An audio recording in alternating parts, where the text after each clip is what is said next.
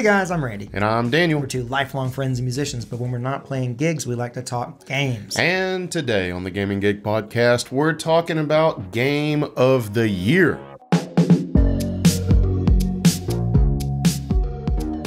All right, Randy. Well, the Game of the Year nominees are out.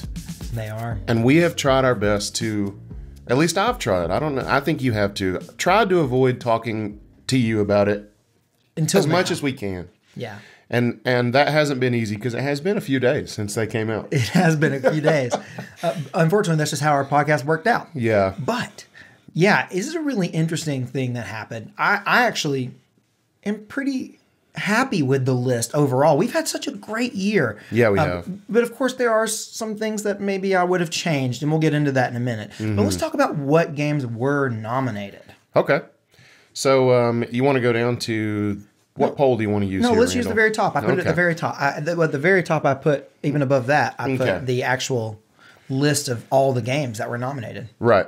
So the nominees are Alan Wake 2, Baldur's Gate 3, Marvel's Spider-Man 2, RE4 Remake, Super Mario Bros. Wonder, and this little game you probably haven't heard of called The Legend of Zelda Tears of the Kingdom. Yeah. 6, really big games. And there were a lot of games that were snubbed. And we'll talk about that later on because it's just been such a great year. We have a lot of games that people thought were worthy of Game of the Year. So, we had, but we kind of put out a poll to find out which one people were most thinking is going to happen. The problem is that YouTube won't let me put 6 options in a poll. Get it together, YouTube. Thanks, YouTube. So I'm limited to 4. So what I did is put out a quick poll that kind of put the games into groups and then said, okay, choose out of these. And through that, I found out that most people thought that either Tears of the Kingdom, Baldur's Gate 3, Spider-Man 2, or Super Mario Bros. Wonder were most likely to win Game of the Year. Mm-hmm. And then from that, put out a second poll where we took those top 4 and asked which game do you think will win Game of the Year? Right. RE4 Remake may have not got snubbed from the category, but it did get taken out of this second poll. It did. So, as did Alan Wake 2. Yeah, but... We'll talk about those games, though. We'll get there. We'll get there. So anyway, at 35%... the folks said Baldur's Gate 3 was going to take it. 20% said Marvel's Spider-Man 2. 8% said Super Mario Bros. Wonder. And 37%, which if you're playing along at home is only 2 more than 35, said Tears of the Kingdom. Right. I'd say that pretty much Baldur's Gate 3 and Tears of the Kingdom, I'd say they're more or less tied. Sure, Tears of the Kingdom came out barely on top. But, that's kind of like if we had gotten more people to vote on the poll, who knows, it could have gone maybe the other way, or they could have ended up tying. I think that difference is negligible. In fact, on our Discord poll, which we also ran pretty much this exact same poll, Baldur's Gate 3 and Tears of the Kingdom did end up in a tie on that poll as well. And I don't even think I voted on that, so maybe I should have voted and been the tiebreaker, but I didn't. Yeah. I don't know what to do. Well, we'll get into all that. But so I kind of wanted to go through these game by game, which games got nominated, and talk about some comments that people have, whether it's for or against the game, why it should or should not win Game of the Year. And we'll just go from there. All right, so we're going to start out here with Rotten Nosk. Mm-hmm. Old Rot said, RE4, in my eyes, has it in the bag. Great gameplay, story, soundtrack, and look is what make this fateful remake really great. And I couldn't agree more. Maybe not that it has it in the bag, but with all the other things you said, because I just finished that game. It's my first time ever playing it, and it was freaking awesome. Yeah. Amazing remake of an already amazing game. And they did such a great job. It's interesting that we have this game in the nominations. I saw a lot of people saying that maybe it shouldn't have been nominated, but it is such a great game. It's such a great game, but I myself have maybe made that point because I think it's valid. Yeah. In fact, we had a comment from Luke Mayhew over on the Discord channel who said, does it seem weird to anybody that remakes qualify for Game of the Year? It seems like that shouldn't be a thing to me, especially when we had so many great games this year that deserve to at least be nominated. Yeah. I think that's valid. I do too. I wish there was a separate category for remakes. There just about needs to be. They're just about needs to. But the thing is, I'm thinking remasters, I definitely don't think should be there. But I think remakes, it's a gray area.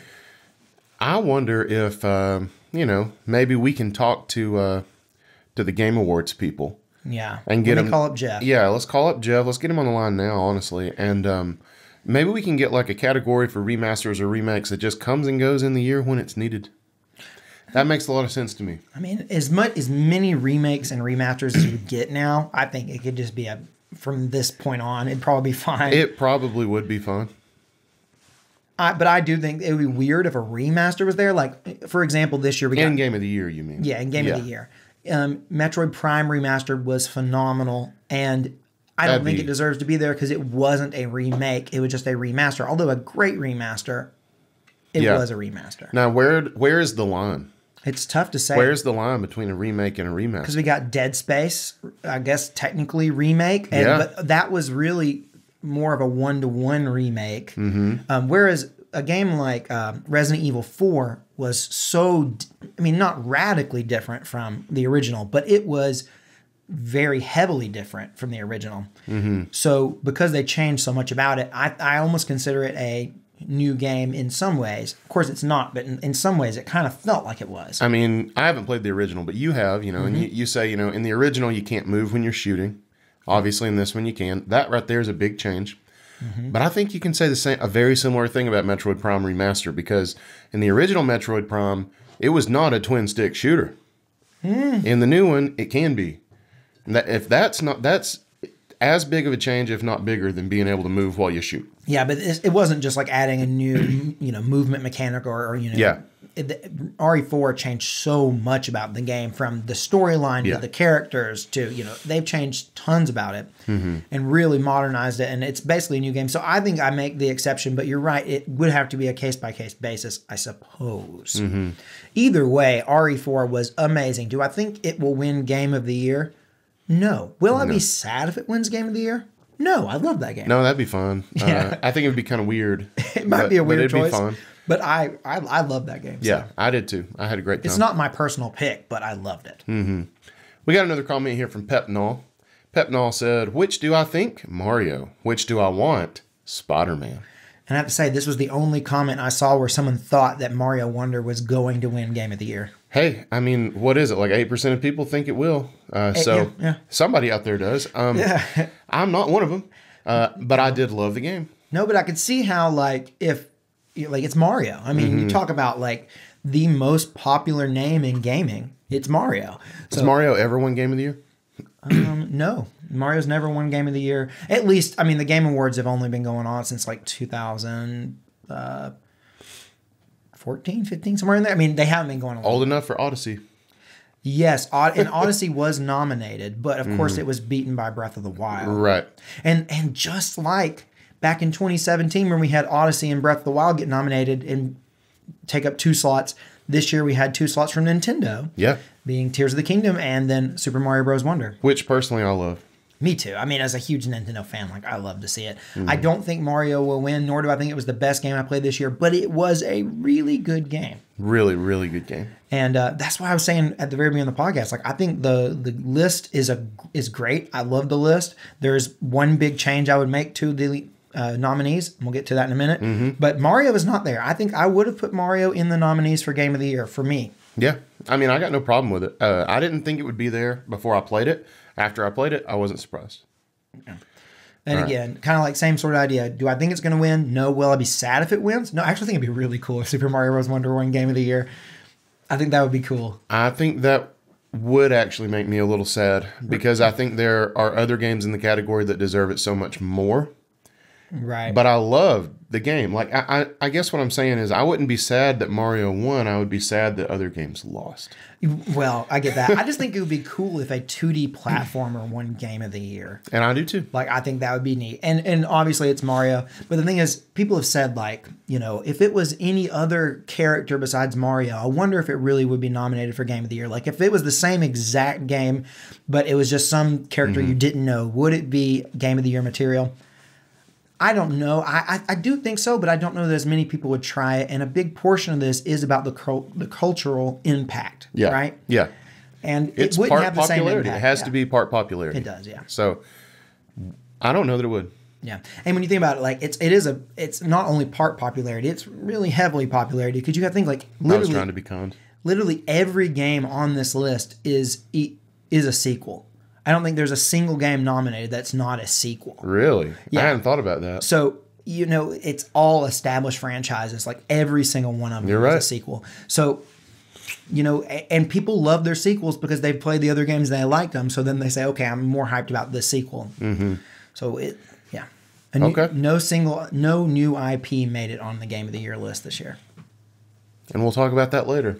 Yeah, we will. We will. We certainly will.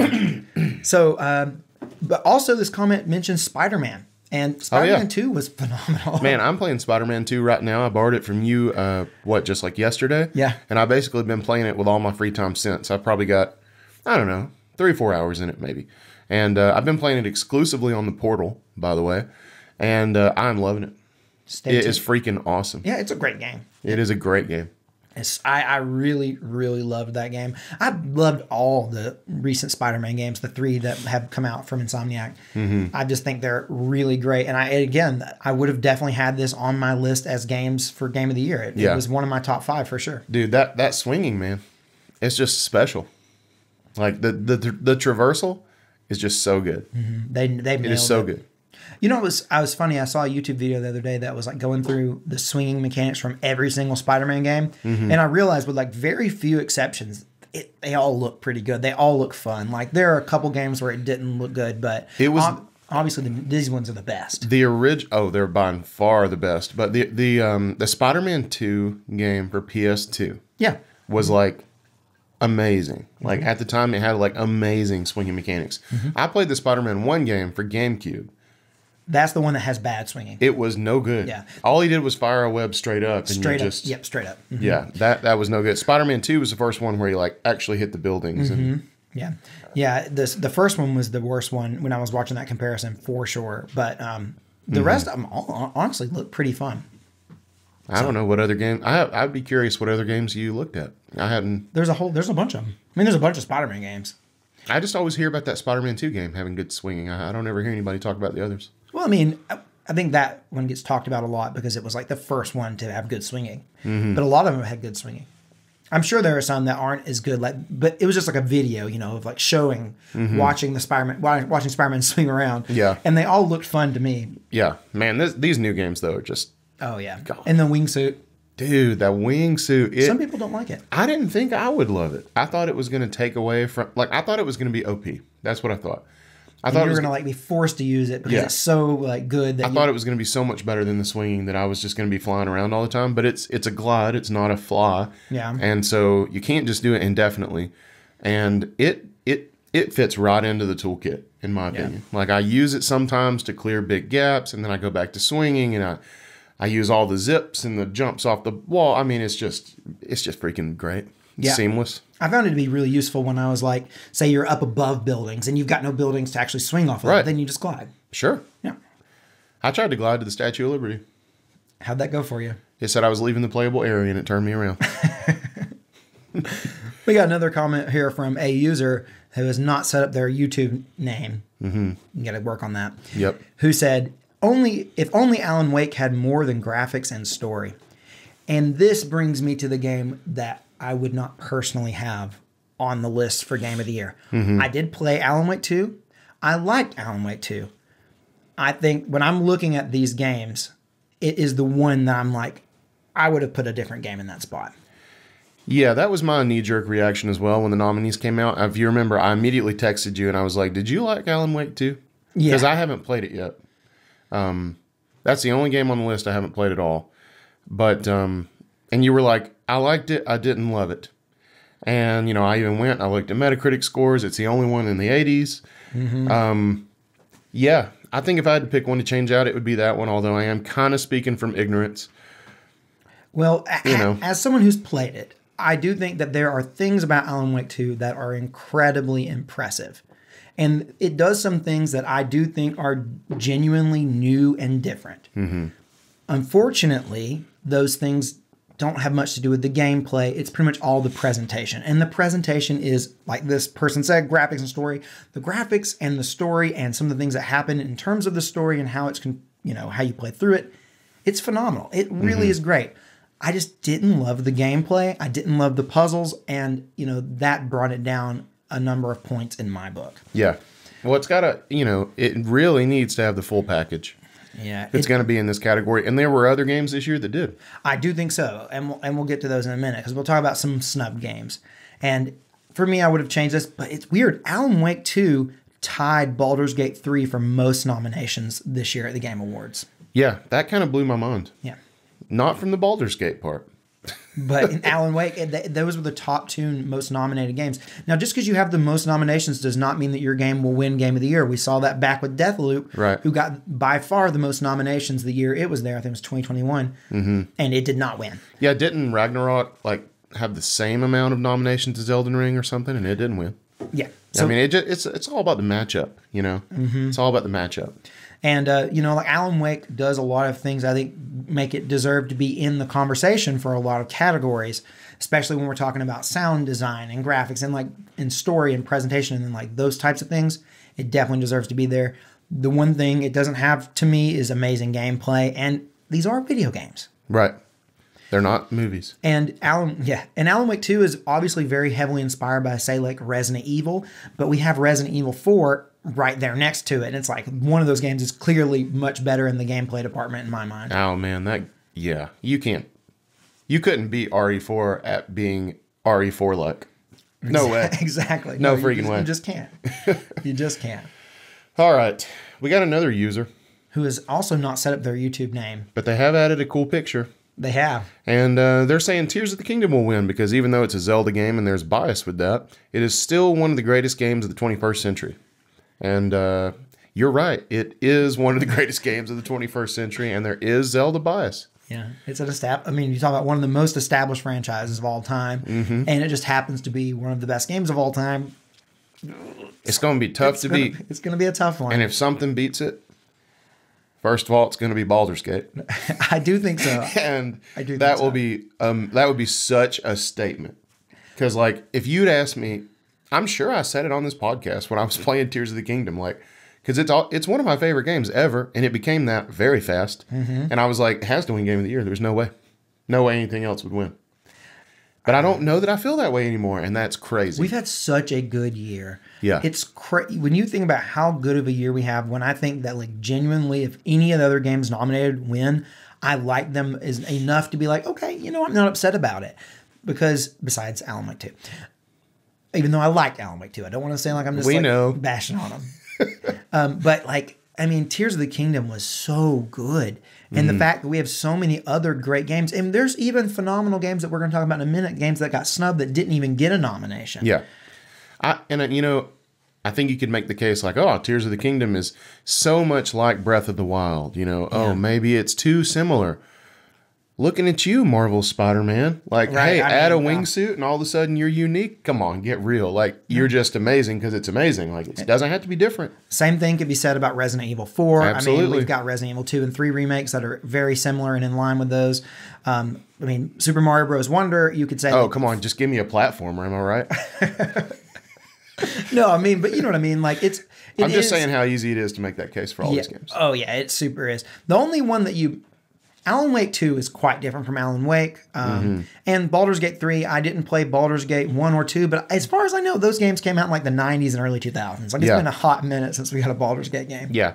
And I think there's been spin-offs and there's been expansions and stuff, but I don't know that I don't remember. I'm pretty sure that Baldur's Gate 2 came out like forever ago. Yeah, I don't really know anything about the history of the Baldur's Gate franchise. I jumped on with this one. Yeah, I think lots of people did. I'm very pleased.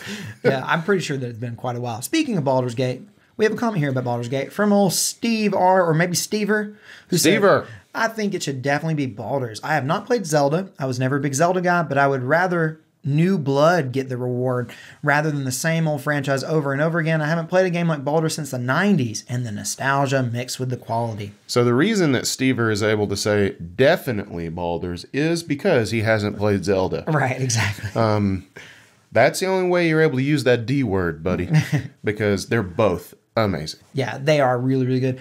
I mean, like, we've been playing Baldur's Gate 3 on our Twitch channel. We've been doing a playthrough, and it's been really fun. I think that personally, like, it's not a type of game that I would maybe seek out to play on my own, but I've really enjoyed playing it with friends, and I think it's a great game for that. Yeah, man, I am playing it on my own, and I'm just loving it in both scenarios. It's phenomenal. I like it. The playthroughs, I've probably got a similar amount of time in both. And I was telling Randy before we started recording, like, my playthroughs are already so radically different. Yeah, that's and cool. That's so cool. Yeah, that is cool. I mean, I'm playing a completely different character, completely different race, and I'm already doing completely different things. That's so cool. Yeah, and it's neat that a game can do that. And in fact, I was thinking like, if I end up really enjoying it, if we continue to play it and I really enjoy it, I might play a playthrough with Catherine. It's got split screen co-op. So that would be so cool. Yeah, I would watch you and Catherine play Baldur's Gate. Like that would be something I would find entertaining. It probably would be entertaining. Catherine would be like, "Now I clicked add a bonus. Now why did it not add a bonus?"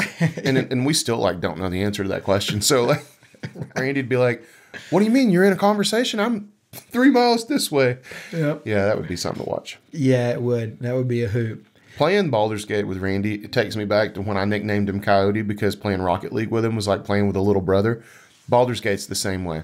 Yeah. He just charges through. He's failing perception checks left and right. He don't give no craps. And me and Dan are back there like carefully planning our next move. And all of a sudden Randy's like, "Hey guys, I'm talking to somebody up here." And we go up there. He's killed the whole family.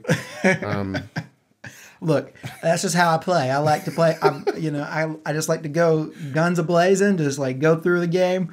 That's how I'm able to play so many games. I don't dilly-dally. I've realized that. Yeah, I just go. But yeah, I mean, in terms of this particular list, let's save till the end of the podcast to decide what game that we were eventually going to vote. I'm going to vote on the website for Game of the Year. Too. I haven't done it yet because I've still been thinking about it. We have some time still. But let's try to, at the end of the podcast, make up our mind and decide which one we're going to vote for. I wasn't ready for that. I know you weren't. That's why I'm saying we should do it. Now, let's go ahead and talk about Snubbed Games. But before we do that, I want to tell you guys about our Discord server. We have a great Discord server where we have lots of people who just love to talk games. It's a very welcoming server, and there's an invite link in the description of this podcast wherever you listen or watch it. That's right. Join up. It's a great place to talk games, and if you don't want to talk to us, you don't have to, so don't worry. That's right. But we're there. Oh, we're there all the time. All right, we got us a poll here. Which of these snubbed games most deserved a nomination for GOTY? And I will say, again, YouTube only gives me 4 slots. So I put the 4 games that I felt like were getting the most conversation about being snubbed. Right. And what we have here is we have Final Fantasy XVI, which got 38% of the vote. And then Hogwarts Legacy got 32%. Starfield got 12%. And then Star Wars Jedi Survivor got 19%. Now, I've gone on record saying that I really thought Starfield would get a nomination, mainly because of the weight behind it. Yeah, I mean, it's a huge Bethesda game, and not only the weight of the franchise, but also the literal time we had to wait for the game to come out, and so much hype has been built over it. True. And, for all its faults, I do think it's a really good game. So I was really surprised that it didn't get its nomination, but I mean, that just goes to show how strong the year has been. I'm okay with it. That's what I'm saying. I'm also okay with it. I've talked about it now that I've played through it. I've gone through and said, like, honestly, out of all the games that were on the nominated list and the snubbed list, Starfield is probably my least favorite of all of them. It's maybe comparable to Alan Wake 2. I did like Starfield. I didn't love it. But I'll be honest, I love Final Fantasy 16. I loved Hogwarts Legacy. And I love Star Wars Jedi Survivor. Yeah. I haven't played Jedi Survivor yet, even though I'm a little bit of a fan. I'm kind of been waiting on the performance to get ironed out so I can play it on Steam Deck. I'm just playing a waiting game. I will eventually play it. Final Fantasy 16 I thought is really good. Maybe not. I don't think it has. Now that I've played a lot of Final Fantasy VI and some of those older JRPGs, I definitely see where people are coming from as far as 16 not having the same charm. It's an action game. It's not. Yeah. It doesn't have much in line with the old Final Fantasy games, so I get that. Yeah, I think that's valid. I really do. I get that people aren't super happy with the way it goes, and they expect Final Fantasy to be the way they remember it. That being said, as a person who wasn't into old Final Fantasy games and a person who loves action adventure games, Final Fantasy 16 was right up my alley. Yeah, and I still haven't finished Final Fantasy 16, but I got that portal now, so I probably will. But I love the story, and I loved the cutscenes. Thank God, because that was about 90% of the game. Yeah. So I think Final Fantasy 16 would have been there any other year. Right. We had a comment here from Thunderstrick who said the fact that Mario Wonder got nominated over Final Fantasy 16 is just kind of baffling to me, considering that Final Fantasy 16 is way more impressive of a game. I don't know, like way more impressive of a game than Mario Wonder. I think that Wonder was very impressive in a different way. It was impressive in the sense that it brought Mario back to the weird roots that it once had and gave it the charm back that it once had. And it was also, in my opinion, pretty innovative at times for a platformer. I mean, there were some things that came out of that Wonder Flower that I would have never predicted. Yeah, I do think I do think it did take a little, not all the Wonder things, which I did find some to be interesting. I do think that it took a lot from like specifically Rayman Legends, which has a lot of, like, say those musical things, like that is like straight out of Rayman Legends. There was a lot of things that reminded me of that game, which is great because Rayman Legends, as you guys may know if you've been watching the podcast for a long time, is my all-time favorite 2D platformer. Yeah. So, but Final Fantasy 16 was a very impressive game. Both, you know, like had great cinematics. It had, 16 hours of cutscenes, and but okay, some people didn't like that. In fact, I think it had too much, but it was still really cool. Really neat cinematic journey. Had fun, really fun combat. The graphics were great. And the graphics were sometimes photorealistic in my mind. Some of those landscape shots were just like, oh. The music, if I remember, the music was good. Oh, it was great. Yeah, I mean, it had a lot going for it. But all those things, except for maybe photorealism, you can make an argument you just about say for Wonder. True. I mean, it did have a great style. It did have great animations. It did have great music. I mean, it's a whole package of a game. Yeah. Don't sleep on Mario. But that being said, I said earlier that I think Alan Wake would not be on my list for Game of the Year nominations. I've been thinking that Final Fantasy 16 would probably be the game that I would slot into Alan Wake's hole if I were to remove it. That being said, like some of these other games I might consider as well. Alan has your permission, I'm assuming. Yeah. Okay. Gotta ask first. I'm not there yet. I'm not. There's something else I want to slot into Alan Wake's hole. Okay. And but I think I could also make a case to have. I'm going to reserve this. Okay, reserve it. All right. I've stuttered enough. Hit us with Mr. Bernard's or Bernad. Mr. Bernad. Okay. Bernad. Old Nad said, Hogwarts Legacy stunned me when I found out it wasn't a nominee. It's a really good game. It is a really good game. I think that the reason Hogwarts Legacy isn't there is a couple things. One, I think there is a little bit of, they're trying to avoid some backlash. There was a lot of drama over anything Harry Potter now has its fair amount of drama. True. And Hogwarts Legacy had extra drama on top of that beyond just the original Harry Potter, the fact that it is a Harry Potter franchise or a Harry Potter game. Right. So I think they're trying to avoid some of that. But also that game came out almost a year ago. It came out in February. So it's been quite a while. And one thing I know is that recency bias is very, very real. Oh, it is. It is. And I hate all that, like, it doesn't get its nomination partially maybe to avoid controversy. Like, I hate that. But you said once to me in the car, you were like, yeah, Hogwarts Legacy is like junk food, man. It's just nothing but nostalgia. Yeah. And, I agree with that a lot. Like, it was a great game. It was cool, but it was just straight up junk food for a Harry Potter kid. Yeah. And I mean, I have no problem admitting that I loved it, but it was.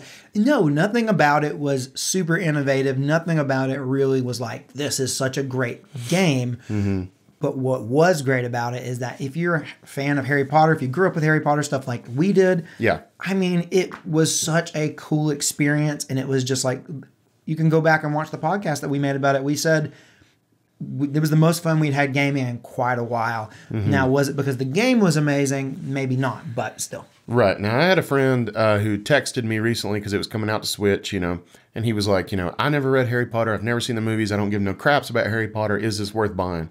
And I was like, honestly, maybe not. Depends on what you like, If you're an open world game addict, I say go for it because it's a good open world game. It kind of gave me similar vibes as like when I was playing the new Assassin's Creed game. What is it? Mirage. Mirage. I can never remember the name of that game. Mirage. I loved Mirage, but it was like just a really good open world game that wasn't too big. And I think that, Harry Potter kind of hit some similar sort of things with me where it was just kind of like gaming junk food. And I do think Assassin's Creed Mirage could be considered gaming junk food as well. But right. Who doesn't like junk food? Yeah, I'm more of a thinking man. You know, that's why. Yeah. That's why I play. Right now, I'm playing Spider-Man. Yeah. Talk about it. I mean, the story in Spider-Man 2 is good, but it is not. It is, you know, like it's a great Spider-Man story, but it's not a great story. Yeah, I'll tell you what Spider-Man 2 is pure spectacle. It is. It's like, it is huge. Like it's like a Marvel movie. I mean, it's like. In fact, I'd say it's better than a Marvel movie in a lot of ways. Yeah, but I mean, it's like I just mean like it's such a large scale. Like it's just real good. Sony has that locked down with now the Spider-Man games and the God of War games. Like those two things are just like these great spectacles. Yes, and I'm so excited about this Wolverine game. I think it's going to be the same way. It's going to be awesome. I think it's going to be awesome. Is it going to be, do we know the rating on that game? I'm sure it's going to be M-rated. You think they're going to give it an M rating? They said it's going to be M-rated. I feel like it has to be for Wolverine, right? It needs to be, yes. Yeah. It definitely needs to be. Also, I hope Deadpool shows up. Could happen. You never know. All right, we moving on here? Let's do it. We got a comment from Kyle who said Starfield definitely fell flat with its audience. Kyle go yak. Kyle go yak. Kyle got sick. He had to go yak. Yeah. Where's Kyle? Oh, he had to go yak. Yeah. But yeah, Starfield did fall a little flat, I think. I don't think everybody loved it. And it also kind of burned out. It feels like. It did burn out. I think it's interesting. I saw the other day that like Skyrim had more players on Steam right now than Starfield does. I mean, maybe it very well could be that most people aren't playing Starfield on Steam. That could definitely be the case because it's on Game Pass.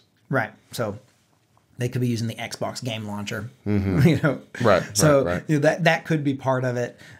So who knows? But I mean, like, I also just didn't see many comments of people upset that Starfield wasn't nominated for Game of the Year. Like, I just didn't. I think everybody them. can just see like Everyone's it was like, a tough year. Okay, You know, like it's a tough year. I get it. Yeah. I think everybody can just see it. Like everybody's had fun this year. It's interesting because, like we said, we've said forever that we think Starfield was going to be there just because it's like it's Starfield. You expect it to be there. I was shocked.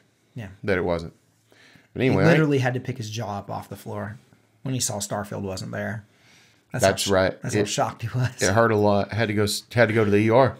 As a matter of fact. Anyway, we got us a comment here from Morris Dennison, who we just love saying his name. I do. And this is an edited comment because he commented on every single game that was snubbed. And I just took the section of his comment that he's talking about Jedi Survivor. Gotcha. Well, Jedi Survivor, I'm sorry, but if your game releases with broken performance, that's on you, and it requires a disqualification. If it came out with good performance, it would have been nominated and probably would have been one of the picks for GOTY. They shot themselves in the Jedi foot. I agree, by the way. I do too. Because that's why I still haven't played the damn game. Yeah. Yeah, I mean, like, the game came out and it was almost unplayable on PC. It was, you know, I played it day one on Series X, and it even, you know, I had some glitches and bugs and the game crashed a few times, but it wasn't unplayably bad. But I know that for a lot of people, it was unplayably bad. Yeah. Yeah, it was. It doesn't just, I mean, we were saying before the podcast, I was saying like, dude, it's a great game. Like, it's super fun. Yeah. And I really, really loved it. And I bet if you played it right now and they probably worked out most of the kinks, it's probably great. But the fact that it took them a while and the thing is, they did not have to put this game out so soon. Right. It's only been like, what, 3 years or something? 3 or 4 years since we got the first Jedi game? I don't think it's been 4, maybe. It's not been that long at all.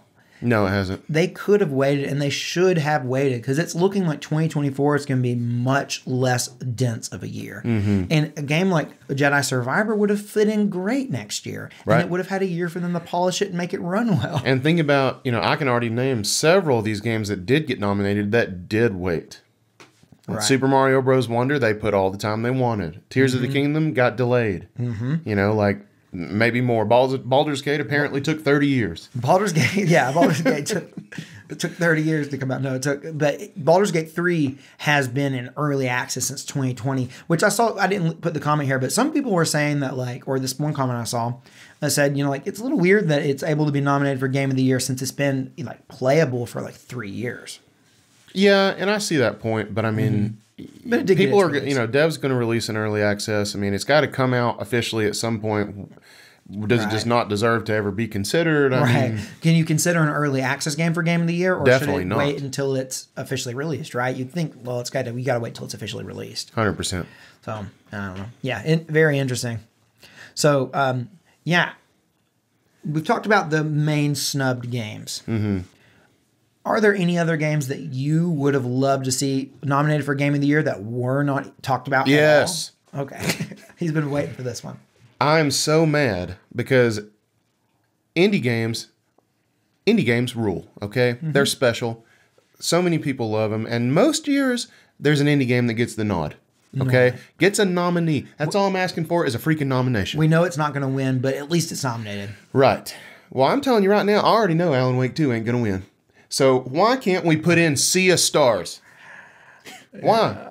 Why can't we put in Sea of Stars? It's freaking phenomenal. And obviously Sea of Stars is nominated for Indie Game of the Year and very likely will win that slot. I think it'll win unless maybe Dave the Diver. Dave the Diver like came out, I think, a little after Sea of Stars. They're really close. I don't remember which one was first, but people love that game too. Yeah. And that's on my list to play. That game isn't technically an indie game. I don't think that's from an indie studio. It just kind of has indie vibes to it. Dave the Diver? Yeah, I don't think that's an indie game. I can't remember who. It's in the category. I know, but I think it's made by a pretty large... Is it? Yeah, I'm pretty sure. I don't remember who did it, but in my mind, I think that it's a big company put together Dave the Diver. Well, let's find out. Mint Rocket. Mint Rocket. Oh. That's a big company. What has Mint Rocket done? Maybe I'm I have no idea. Maybe I'm misthinking about it. Never heard of them. Mint Rocket. Nexon? Is Mint Rocket owned by Nexon? Oh, I just clicked on Dave the Diver. I'm not seeing maybe I'm not seeing anything but Dave the Diver from Mint Rocket, but okay. I don't know. But I do want to play that game. But I did play Sea of Stars, and that game is so good. And I'm so sad that it didn't get nominated. And if I could write it in, I would. Yeah.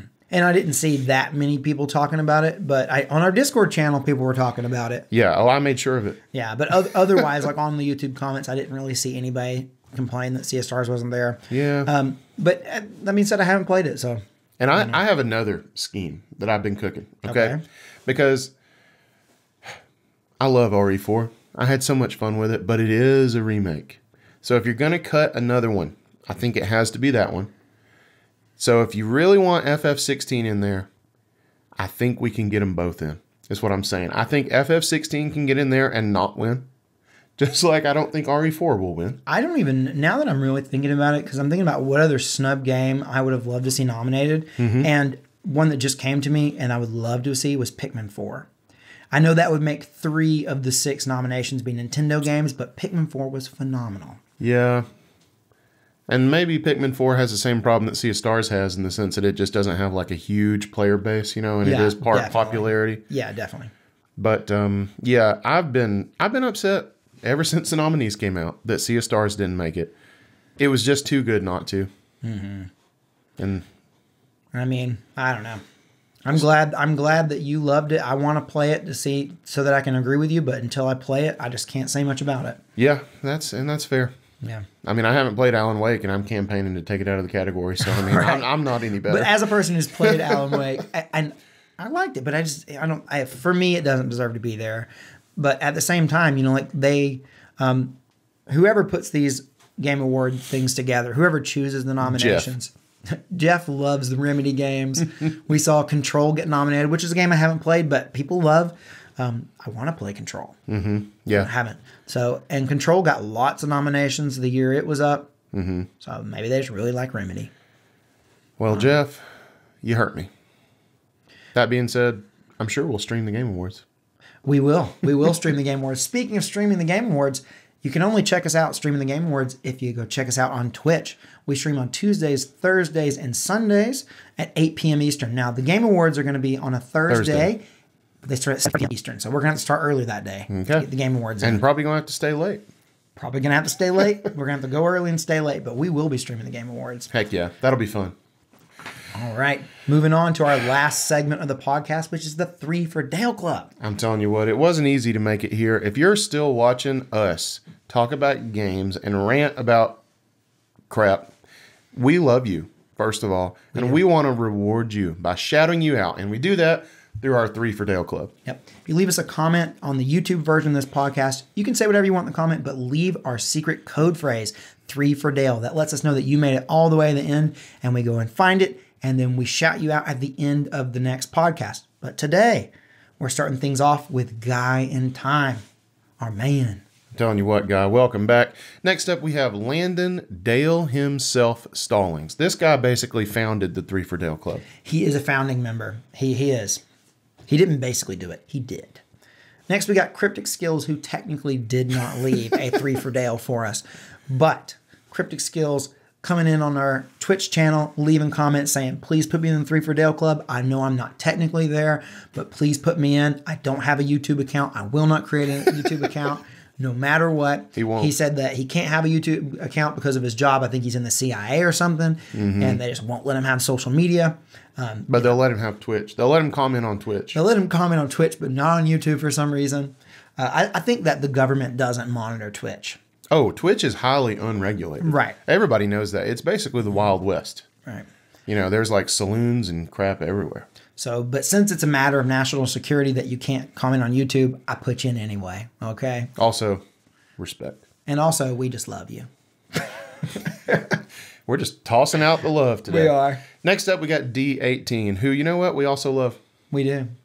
I don't know what D18 means. Me neither. But I love it. And I'll tell you what, I like him or her. I don't know this person. D18. I like D18, but the first 17 can go kick rocks. That's right. D1 through 17 can go away. And you know what? 19 and on. We don't care about them either.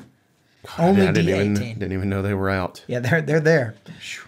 Next, we got someone who, talking about being snubbed, was snubbed from last week's 3 for Dale Club. But And he took it with grace. he did. Grace and class. Grace and class. But I'm sorry, but Landinator, you're back this week. Thank you, thank you, thank you. Welcome back. I'm going to do something crazy on the screen to make it up for you. Landinator. That was impressive, wasn't it? Oh my God, I love it. And it's still there, ain't it? Yeah, it's right above your head. Dude, I love it. All right, next up we got Benjamin Darling. Okay, I had a typo. It's supposed to be Benjamin. Not Benjamin. Oh, man. Benjamin. Welcome back, Benjamin. Benjamin. Now, I mean, who knows? He may play the banjo. I think he does. And he's the banjo man. Benjamin. Like a banjo man. Benjamin. He's Benjamin the banjo man. Benjamin the banjo. Benjamin the Benjamin. That's right. Or he's just Benjamin. Benjamin. Yeah. And then finally, finishing out the 3 for Dale Club this week, we got AJK. AKA Anthony. Our fella friend from Australia. Oh, man. We were just talking about Australia yesterday. We were talking how crazy it is Dude, there. Australia is nuts. Like, everything there will try to kill you, from the spiders to the emus to the great white sharks to the crocs. I think emus are the leading cause of death in Australia. Y'all should look it up. The Australian government tried to eradicate the emu many, many, many years ago, and they basically lost a war against a bird. You should look it up. I mean, emus are crazy. I would lose a war against them. Yeah. I wouldn't want to be in charge of trying to take them out, that's for sure. No, you wouldn't. It's very resource intensive. I imagine it probably is. All right, guys. Until next time, I'm Randy. Which makes me Daniel. This has been Game and Gig. Peace and out.